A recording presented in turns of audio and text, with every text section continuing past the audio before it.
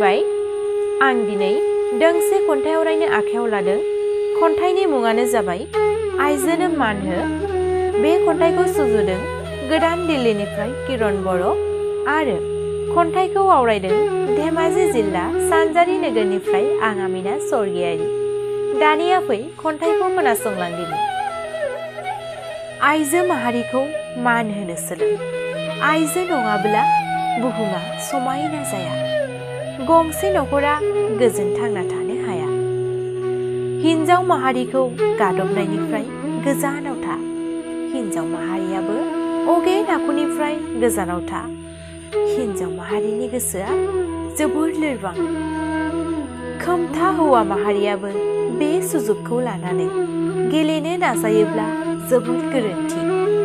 बिसोर खोमथा हौवा माहारि जानो हाया।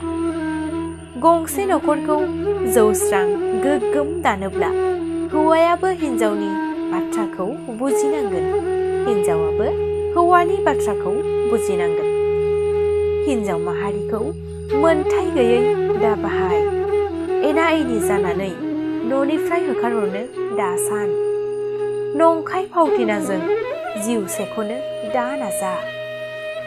नखरनि माइनाव बिहामजोखौ अननायनि समानजों बजब।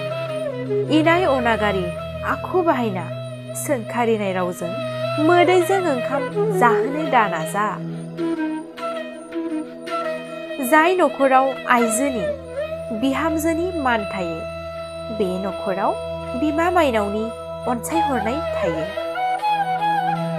जाय नखराव बिहामजोखौ आइजोखौ सनमान होआ बे नखराव बिमा माइनावनि नोजोरा रागायाव सोलायो। खन्थाइया एसेनोसै। गोजोन्थों।